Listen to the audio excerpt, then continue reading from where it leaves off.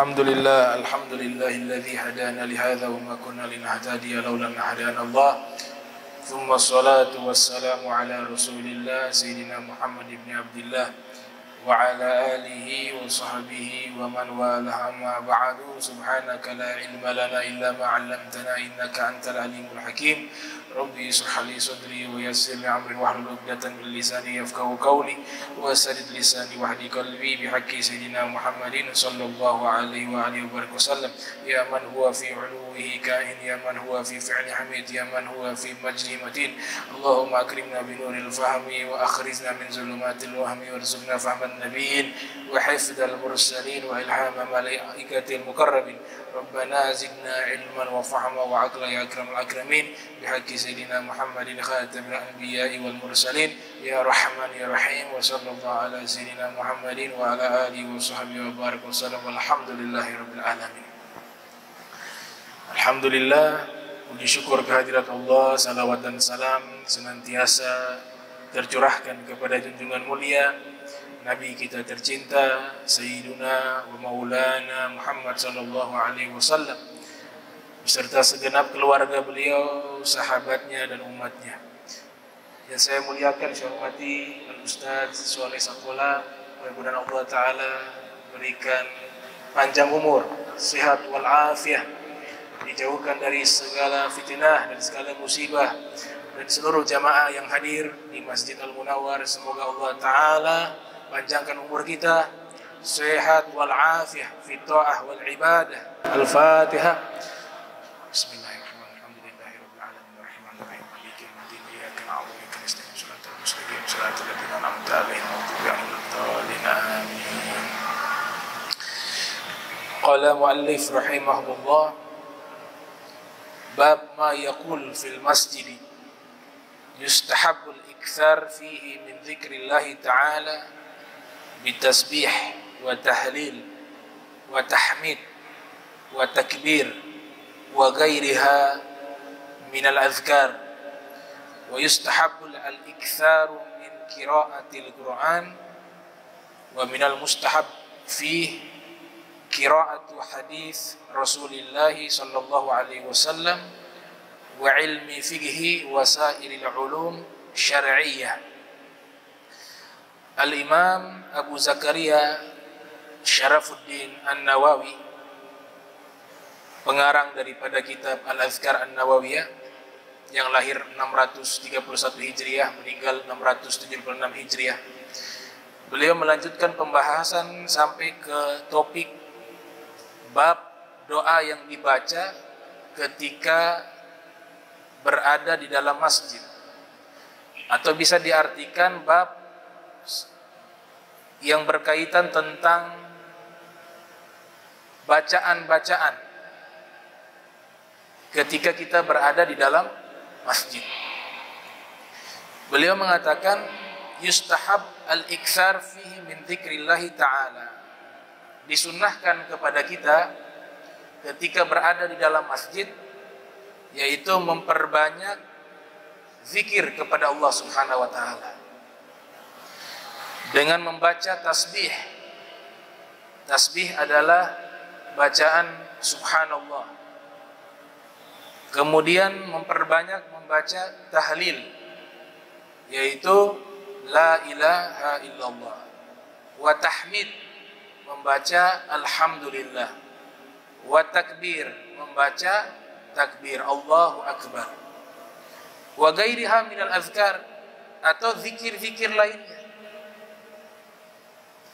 Yang penting ketika berada di dalam masjid itu kita harus memperbanyak zikir. Dilarang kita menceritakan masalah duniawi di dalam masjid, tapi diperintahkan kita banyak berzikir, banyak mengingat Allah, atau bersalawat kepada Nabi Muhammad SAW. Juga disunnahkan banyak membaca Al-Quran ketika berada di dalam masjid. Dan di antara anjuran-anjuran lainnya adalah membaca hadis Rasulullah sallallahu alaihi wasallam atau mengkaji ilmu agama. Itu disunnahkan di dalam masjid. membahas ilmu fikih dan seluruh ilmu-ilmu syariat. Kemudian sunnah lainnya adalah ketika masuk ke dalam masjid jangan langsung duduk. Ketika belum ada iqamah, qomat untuk melaksanakan sholat berjamaah yang wajib, kita masuk ke dalam masjid, ada sunnah yaitu sholat tahiyatil masjid. Sholat tahiyatil masjid itu sunnah, kesepakatan dari para fuqaha. Ada hadis diriwayatkan muttafaqun alaih dari Abi Qatadah mengatakan Rasul sallallahu alaihi wasallam bersabda, "Idza dakhala ahadukum al-masjida fala yajlis hatta yusalliya rak'ataini." Apabila seorang di antara kalian masuk ke masjid, fala yajlis, jangan duduk, tapi lakukan dulu sholat 2 rakaat. Di dalam riwayat yang lainnya disebutkan oleh Imam Bukhari dan juga Al-Imam Muslim tentang hadis min hadis ar-rajuli alladzi dakhala masjidah wan nabiyyu yakhthub. Diriwayatkan ada seorang laki-laki masuk ke masjid Nabi. Dikomentari oleh para ahli hadis seperti Ibnu Hajar Al-Asqalani yang lahir tahun 773 Hijriah, meninggal 852 Hijriah. Itu mengatakan Nabi sedang khutbah di hari Jumat. Sedang melakukan khutbah di hari Jumat. Tiba-tiba ada seorang laki-laki datang tanpa sholat, dia langsung duduk di hadapan Nabi Muhammad SAW. Nabi ketika sedang berkhutbah bertanya kepada seseorang tersebut, "As-sholaita ya fulan?" Engkau sudah sholat wahai fulan? Maka dia menjawab, "La, tidak ya Rasulullah," atau belum sholat ya Rasulullah. Nabi katakan, "Kum fasolli rak'atain." Kalau begitu berdiri, sholatlah 2 rakaat. Dari hadis ini disimpulkan oleh para fuqaha sebagaimana dinukilkan oleh Ibnu Rushdi dalam kitabnya Bidayatul Mujtahid, 4 mazhab dari mazhab Hanafiyah, mazhab Al-Malikiyah, mazhab Syafi'iyah, mazhab Hanabilah menyatakan hukum sholat ketika masuk ke masjid dinamakan sholat tahiyatul masjid. Itu adalah sunnah. Sunnah. Bahkan di mazhab lainnya namanya mazhab Zohiriyah itu mengatakan wajib. Cuma mazhab Zohiriyah sudah tidak ada, sudah tidak eksis di zaman kita saat ini. Namun masih termaktub di kitab-kitab para ulama, khususnya kitab yang membahas tentang masalah fikih. Al-Imam Ibnu Hajar Al-Haytami dalam kitabnya Tuhfatul Muhtaj mengatakan tarkuha min gairi uzrin, ya, kuriya tarkuha min gairi uzrin. Kalau kita masuk ke masjid tanpa melaksanakan sholat tahiyatul masjid dan tidak ada halangan, maka dihukumi makruh.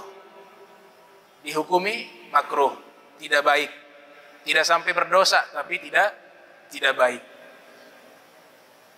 Di dalam riwayat yang lain disebutkan di dalam kitab Tuhfatul Muhtaj oleh Ibnu Hajar Al-Haytami, beliau mengatakan yukrahu lil muhdits dukhuluhu liyajlisa fih.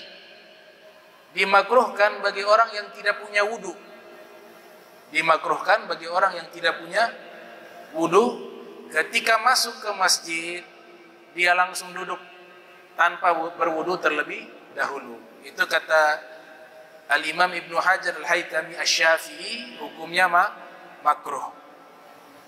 Kesimpulan, khususnya di mazhab Syafi'i, Al-Imam An-Nawawi yang lahir 631 Hijriah, meninggal 676 Hijriah, dalam kitabnya Al-Majmu' menyatakan, ketika kita masuk ke masjid, kalau memang sudah qomat, maka tahiyatul masjid itu tidak perlu dilakukan.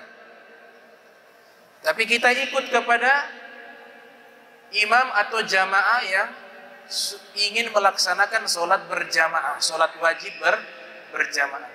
Ketika kita sholat berjamaah, sholat wajib, maka secara otomatis tahiyatul masjid masuk ke dalam sholat tersebut.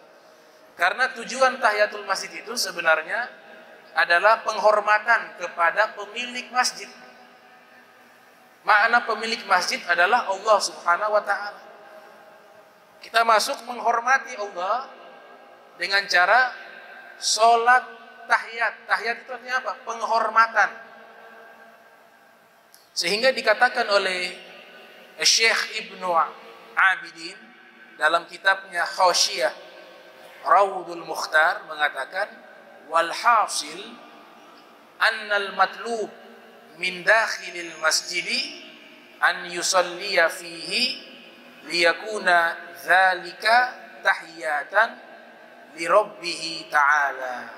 Kesimpulannya adalah salat tahiyatul masjid dituntut kepada kita untuk melakukannya, tujuannya adalah sebagai bentuk penghormatan kepada Allah Subhanahu wa ta'ala yang memiliki masjid itu, yang memiliki tempat ibadah itu.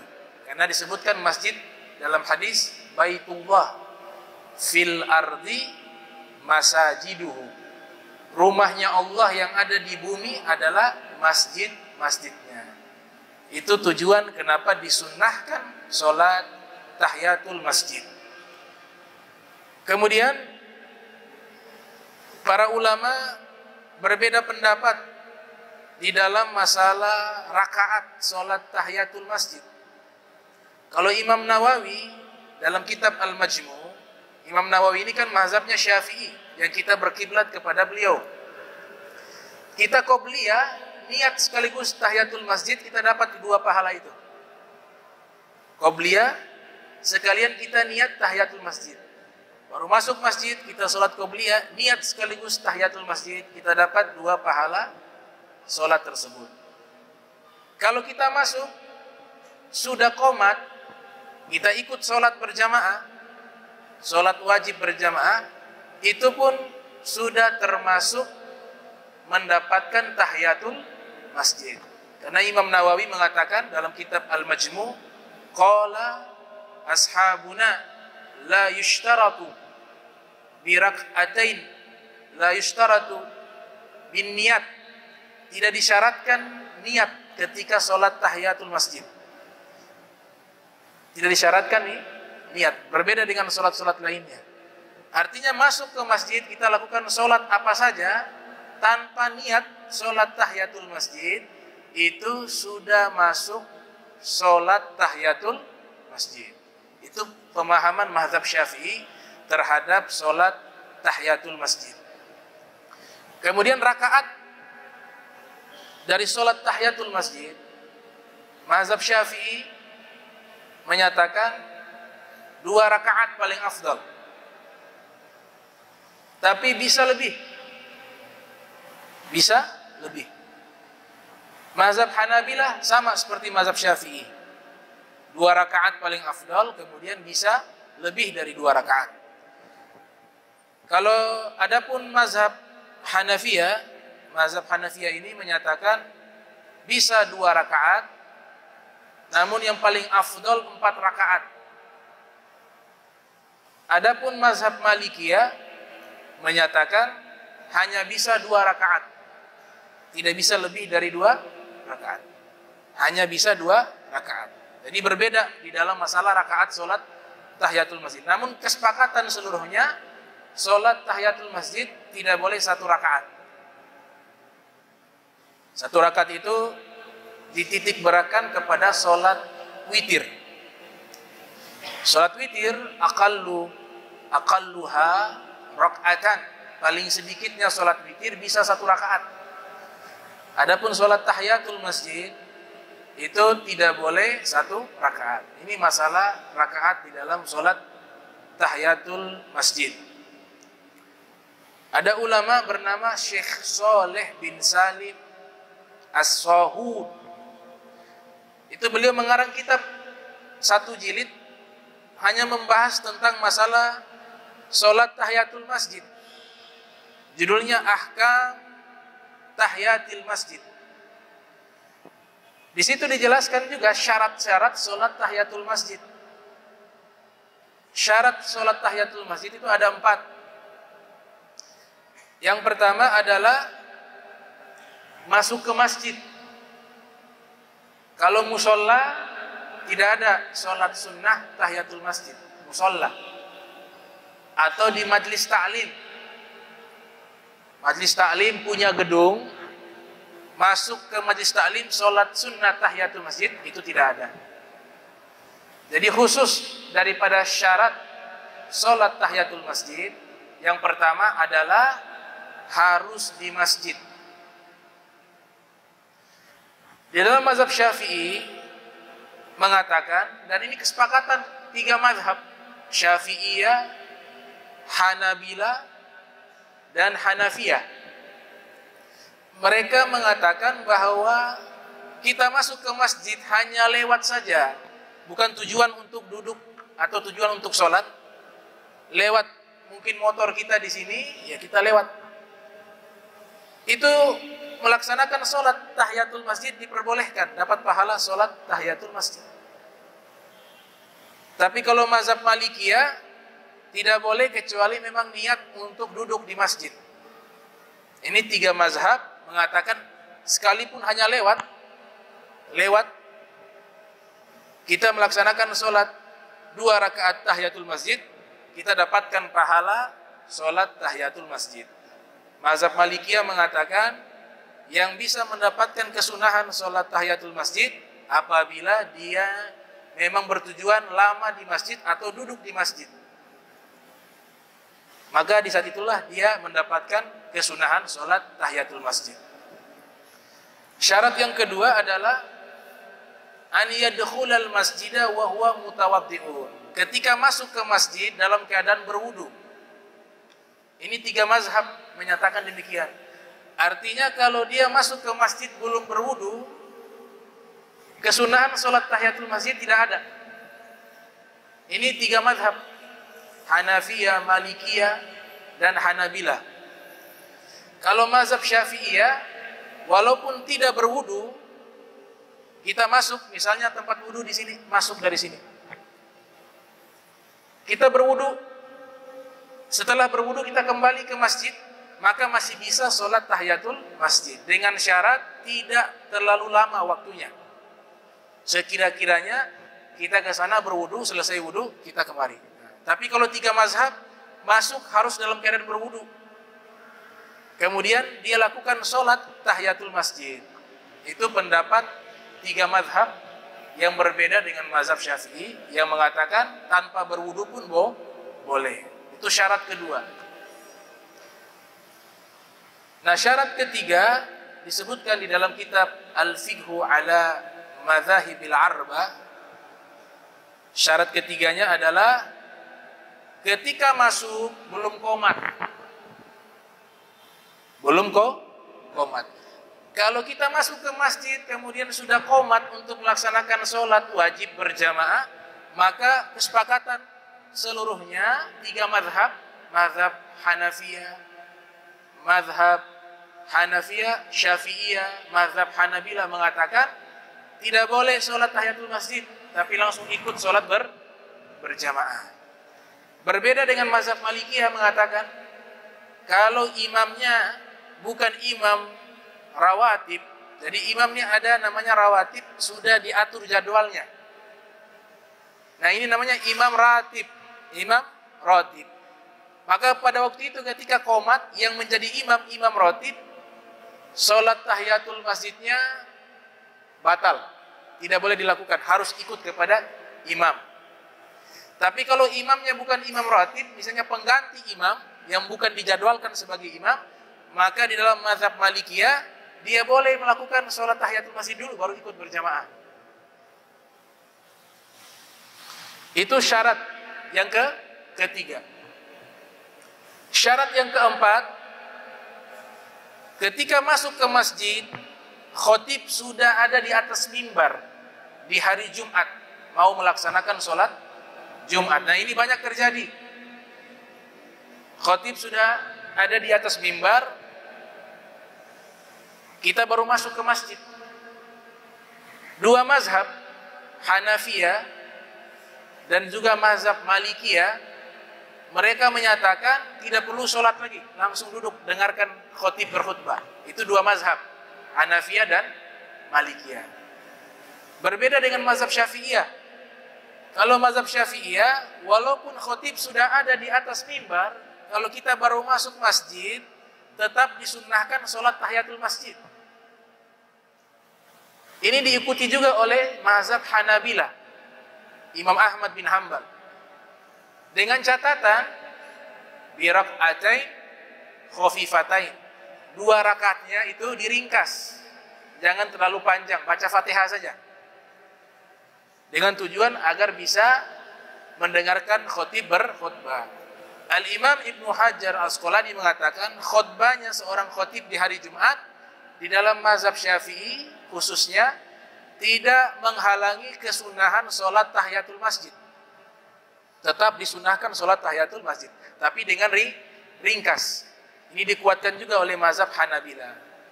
Kasus yang sama seperti kita majlis ta'lim. Nah, majlis taklim seperti ini, ada orang baru masuk masjid, maka tetap disunahkan dia sholat tahiyatul masjid. Dengan catatan, sholatnya itu tidak mengganggu orang. Misalnya dia maju ke depan sini, kemudian dia sholat di situ. Nah, ini sudah mengganggu, itu dilarang oleh Nabi Muhammad SAW. Cari tempat yang tidak mengganggu, tapi kesunahannya tetap. Ini mazhab Syafi'i. Mazhab Hanabilah. Itulah 4 syarat daripada sholat tahiyatul masjid. Kemudian di dalam mazhab Hanafiyah dan mazhab Malikiyah, mereka tidak memberikan syarat kalau kita masuk kemudian duduk dulu, setelah itu kita bangun kita sholat, tetap dengan niat tahiyatul masjid masih mendapatkan kesunahan tahiyatul masjid. Itu mazhab Hanafiyah dan Al-Malikiyah. Berbeda dengan mazhab Syafi'iyah. Kalau kita masuk ke masjid, kemudian kita duduk dengan sengaja, duduk dengan sengaja, maka sunnah tahiyatul masjidnya hilang.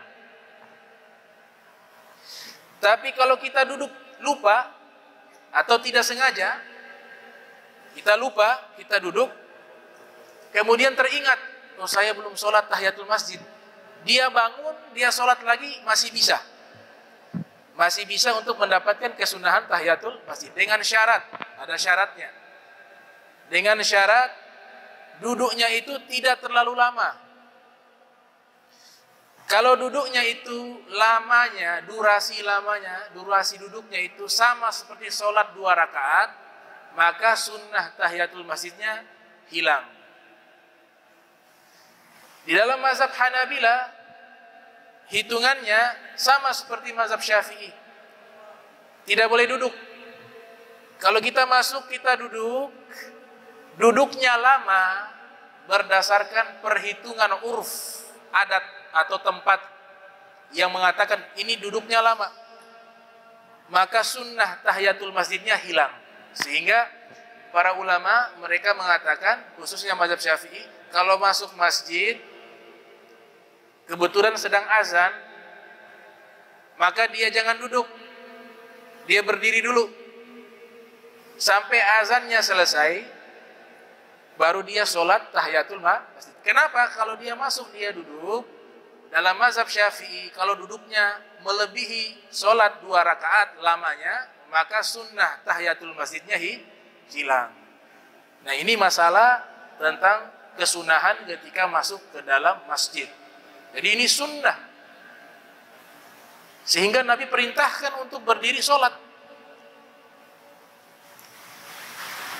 Kalau memang kita sudah lupa, sudah tidak sempat lagi sholat tahiyatul masjid dan posisinya sudah duduk, diajarkan oleh para ulama seperti Al-Imam Al-Ghazali yang lahir 450 Hijriah, meninggal 505 Hijriah, dalam kitabnya Bidayatul Hidayah, kita membaca doa Al-Baqiyatus Sholihah, Subhanallah walhamdulillah wa la ilaha illallah wallahu akbar 4 kali. Itu sudah mengganti sholat tahiyatul masjid. Ini kesepakatan 3 mazhab. Mazhab Hanafiyah, mazhab Malikiyah, mazhab Syafi'iyah. Mazhab Hanafiyah, Malikiyah, Syafi'iyah. 3 mazhab ini mengatakan kalau memang ada uzur, mungkin kakinya sakit, dia masuk, dia duduk, tapi ingin dapat pahala sholat tahiyatul masjid, maka cukup baginya membaca Al-Baqiyatus Sholihah 4 kali.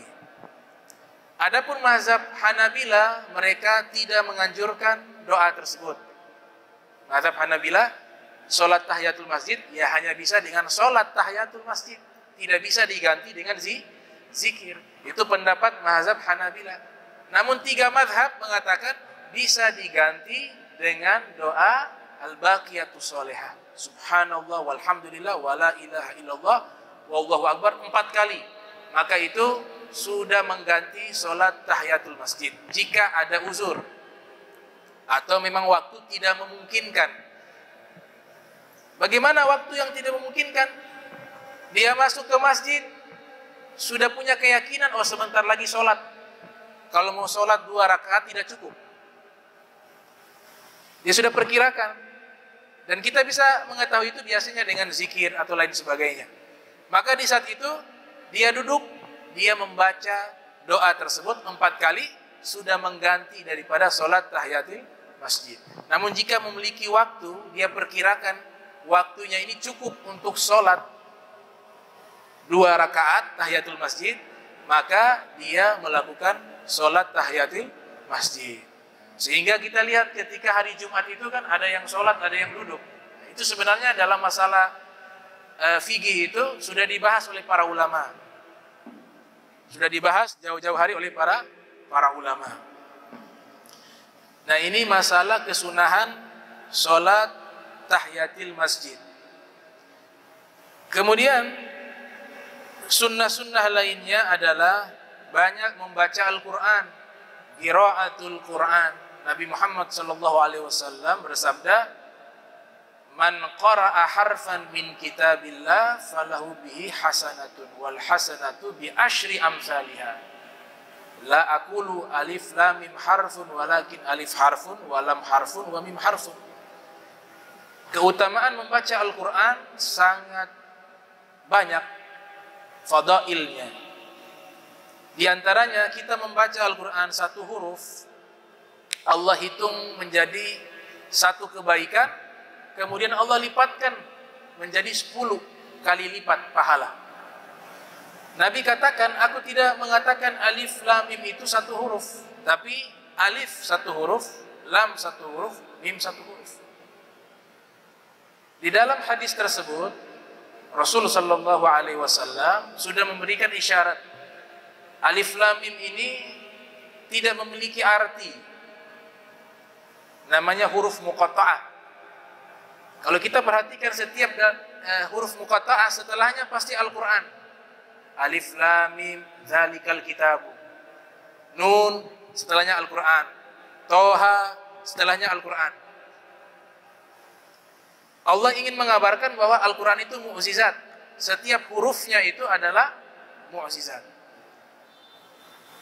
Nah, Nabi memberikan analogi alif lam mim itu kalian baca dapat 30 kebaikan, 30 pahala. Padahal alif lam mim diartikan ke dalam bahasa Arab tidak memiliki arti. Alif lam mim. Makanya dalam Al-Quran terjemahan kita bisa lihat alif lam mim itu tidak dituliskan artinya apa. Dalam tafsir biasa disebut Allahu a'lam bi muradih. Allahu a'lam bi muradih. Allah Maha tahu dengan maksudnya. Jadi bukan berarti tidak memiliki arti, kemudian huruf itu tidak memiliki makna, tidak punya makna. Akan tetapi maknanya yang paling mengetahuinya adalah Allah Subhanahu wa taala. Kenapa Nabi memberikan contoh membaca alif lam mim yang tidak memiliki arti dapat pahala 30? Itu maksudnya adalah kita ketika membaca Al-Qur'an walaupun tidak tahu artinya dapat pahala 30. Kalau tahu artinya dia dapat pahala lebih dari 30. Apalagi dengan niat mengamalkan, lebih daripada itu. Nah, ini keistimewaan Al-Quran. Di dalam hadis yang sahih Nabi sallallahu alaihi wasallam bersabda, "Iqra'ul Qur'an fa innahu ya'ti yaumal qiyamati syafi'an li ashabihi." Bacalah Al-Quran karena Al-Quran nanti memberikan syafaat kepada orang yang sering membaca Al-Quran. Dalam riwayat yang lainnya, Nabi Muhammad sallallahu alaihi wasallam beliau bersabda, "Man qara'a Al-Quran nazra." Siapa yang membaca Al-Quran kemudian dia melihat isi Al-Quran, "Ghufira lahu ma taqaddama min dzambihi." Dosa-dosanya yang lalu diampuni oleh Allah. Dalam satu riwayat, taqaddama min dzambihi wa ma ta'akhkhar. Dosa yang lalu dan akan datang diampuni oleh Allah Subhanahu wa taala. Jika dia baca melihat. Makanya Imam Ali bin Abi Thalib pernah ditanya. Imam Ali pernah ditanya pahala yang lebih besar ketika membaca Al-Qur'an dengan mushaf atau tanpa mushaf. Kata Imam Ali bin Abi Thalib, membaca Al-Quran dengan melihat mushaf pahalanya lebih besar dibanding membaca Al-Quran tidak melihat mushaf lewat hafalan. Kenapa bisa lebih besar pahalanya? Karena ketika dia membaca Al-Quran melihat mushaf, maka dia libatkan mata melihat kitab suci. Sehingga dia membaca Al-Quran dengan lisannya, kemudian dia mendapatkan pahala Al-Quran dengan matanya, kemudian dengan hatinya kalau dia khusyuk di dalam membaca Al-Quran. Nah, ini sunnah di dalam masjid banyak membaca Al-Quran. Kemudian juga disunnahkan banyak membaca zikir, disebutkan tadi. Kemudian memuliakan masjid, dan memuliakan seluruh hal-hal yang dimuliakan oleh Allah Subhanahu wa taala. Makanya saya beberapa kali ketika khutbah itu diletakkan Al-Quran di tempat duduk, itu tidak bisa. Itu khatib punya tempat duduk. Tidak boleh letakkan Al-Quran di tempat duduk di atas mimbar. Kenapa? Pantat walaupun di samping. Juga tidak boleh letakkan Al-Quran di lantai. Ini kitab suci, namanya kitab suci Al-Quran. Al-Quran yang ada dengan tulisan cover cetakan-cetakannya ini semua, ini memang buatan manusia. Tapi isinya itu adalah firman-Nya Allah Subhanahu wa taala. Nabi sallallahu alaihi wasallam bersabda, "Fadlu kalamillah ala sairil kalam ka fadlillah ala khalqihi." Kemuliaan firman-Nya Allah dengan ucapan makhluk bagaikan kemuliaan Allah dengan makhluknya. Maksudnya adalah kalau ada buku, misalnya buku kimia, matematika, atau biologi, atau kitab fikih sekalipun, kitab fikih. Kemudian ada Al-Quran. Nabi SAW bersabda, kemuliaan Al-Quran itu dengan kitab-kitab lainnya bagaikan kemuliaan Allah dengan makhluk. Karena fikih itu hasil ijtihad para ulama. Kitab matematika, buku matematika, biologi, itu juga demikian. Tapi ketika Al-Quran, itu firman-Nya Allah Subhanahu wa Ta'ala. Maka dosa besar kalau sengaja meremehkan Al-Quran, dosa besar. Allah Ta'ala berfirman, "Wa may yu'azzim sya'airillah fa innaha min taqwal qulub." Orang yang mengagungkan simbol-simbol Allah, pertanda dalam hatinya ada takwa. Di dalam tafsir Al-Imam Alusi Al-Bughdadi dalam kitabnya Ruhul Ma'ani mengatakan simbol-simbol Allah di antaranya adalah Al-Quran. Al-Quran, kitab-kitab agama, hadis, kitab fikih, itu juga dimuliakan, dihormati. Diriwayatkan juga oleh Buraidah, disebutkan qala Rasul sallallahu alaihi wasallam, "Innama bunniyatil masajidu lima buniyat lahu."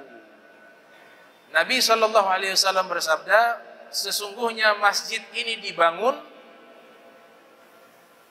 itu fungsinya adalah untuk ibadah, bukan yang lain. Tapi bukan berarti membatasi. Ada kegiatan-kegiatan yang sifatnya kebaikan. Masjidnya Nabi di zaman tersebut bukan hanya mengurus masalah agama saja, tapi masalah kemaslahatan. Nabi mengatur pasukan untuk jihad di masjid. Nabi menerima utusan para wufud, itu juga di masjid. Nabi mengajar juga di masjid. Yang paling terpenting adalah kita menjaga etika dan adab di dalam masjid. Di antaranya adalah tadi disebutkan jangan membahas persoalan yang tidak manfaat di masjid.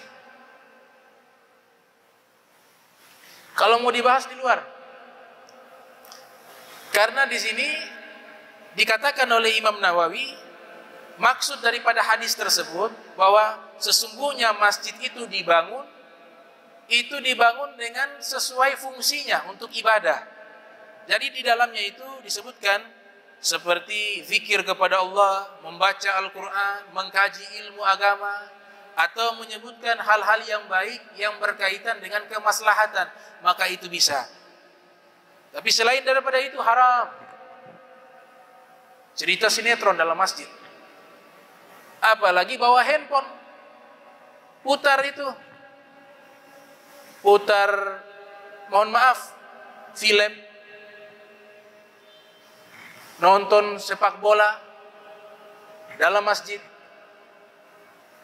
atau mendengarkan musik barat, musik percintaan. Mungkin kalau musik-musik yang di situ ada salawat kepada Nabi, yang di situ ada syair-syair yang berisikan kebaikan, itu diperbolehkan karena di sini ada bab khusus membahas masalah itu dengan syarat-syarat yang disebutkan oleh Imam. Tapi kalau lagu dangdut, lagu barat, lagu percintaan, pakai headset di dalam masjid, itu tidak boleh. Itu namanya merusak kehormatan masjid. Ya, itu saya perlu ingatkan karena ini para ulama menyatakan demikian. Ini bukan rumah pribadi, bukan. Masjid itu Baitullah, rumahnya Allah. Kalau sudah dinisbatkan kepada rumahnya Allah, tempat ini sakral, tempat ini suci, bukan main-main. Sehingga disebutkan, kita kalau merusak kehormatan masjid, itu minal kabair. Ibnu Hajar Haytham mengatakan dalam kitabnya Al-Kabair, termasuk dosa besar. Itu. Ya, jadi tidak boleh ngobrol sepak bola, politik dalam masjid, nggak boleh. Ada tempatnya. Kecuali berkaitan kemaslahatan. Tadi masalah apa? Bencana alam. Kemudian dikumpulkan itu sumbangan di dalam masjid. Kemudian masalah dakwah, masalah yang sifatnya kebaikan. Jadi itu dibuat khusus oleh Imam Nawawi di dalam kitab beliau dan disepakati oleh para ulama. Kalau masjid saja sudah dijadikan tempat itu, maka di mana lagi tempat yang untuk kita gunakan ibadah? Kita ke masjid ini cari ketenangan, sholat, zikir. Tujuannya ingat kepada Allah, ingat kepada akhirat. Itu disebutkan oleh para ulama terdahulu. Abu Yazid Al-Bustami, ada seorang sufi namanya Abu Yazid Al-Bustami, disebutkan dalam kitab Tazkiratul Auliya. Ketika mau masuk masjid, tidak berani masuk langsung. Beliau tunggu di depan pintu masjid sambil menangis. Ada yang bertanya kepada beliau, "Wahai Imam Abu Yazid, kenapa engkau menangis di depan pintu masjid? Dan kenapa engkau tidak masuk ke masjid?" Kata Abu Yazid Al-Bustami, "Saya takut saya masuk ke masjid, saya kotori masjid dengan dosa saya. Saya merasa diri saya seperti wanita yang sedang haid. Ketika saya masuk ke masjid, saya khawatir itu darah mengotori masjid." Kenapa demikian? Karena punya khusyuk, tahu di masjid bukan hanya sekedar bangunan, tapi ini rumahnya Allah, Baitullah, tempat yang suci. Kayaknya dibahas oleh para ulama, orang yang lagi janabah tidak boleh masuk ke masjid. Lagi menstruasi perempuan gak boleh di masjid. Memang ada khilaf di kalangan para ulama, tapi kita ambil yang lebih hati-hati. Bukan masalah darahnya saja. Orang yang junub, hadas besar laki-laki juga dilarang. Apakah laki-laki dilarang itu punya darah? Tidak. Tapi karena membawa janabah. Wanita yang haid juga bukan hanya masalah darahnya, tapi sedang membawa hadas besar. Itu dilarang dalam masjid, khususnya di mazhab Syafi'i. Dilarang duduk. Lewat saja darurat.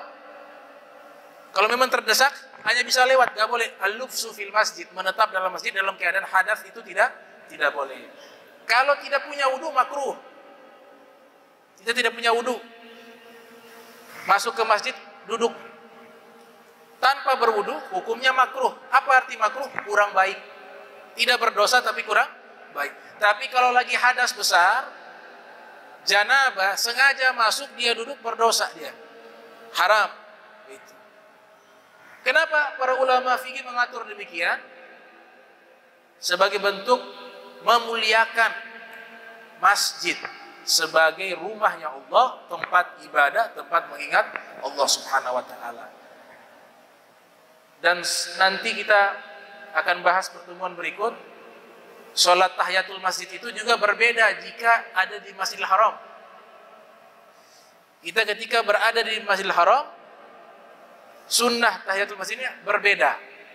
Insyaallah pertemuan berikut kita akan bahas tentang masalah tersebut. Mudah-mudahan Allah berikan kita ilmu yang bermanfaat, ilmu yang membuat kita makin dekat dengan Allah Subhanahu wa taala. Imam Junaid Al-Baghdadi mengatakan ilmu yang bermanfaat adalah ilmu yang membuat engkau mengenal musuhmu. Musuh kita ada 4.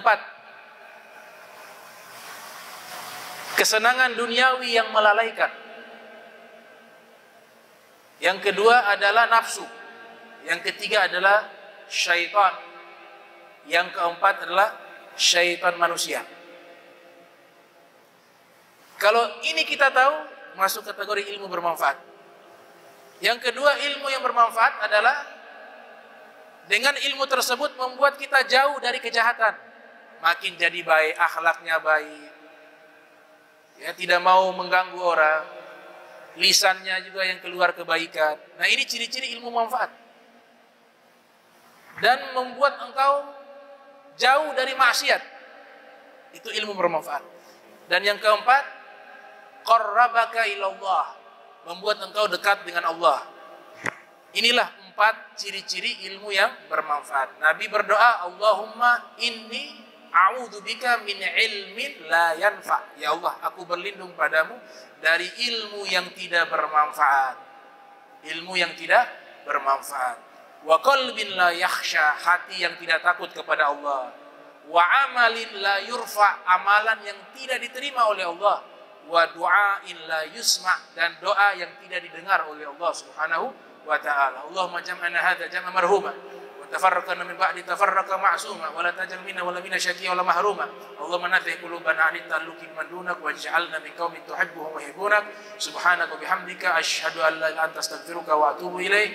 Wa sallallahu alaihi Muhammadin wa ala alihi wa sahbihi wa baraka wa sallam wa lafu minkum. Wassalamu alaikum warahmatullahi wabarakatuh.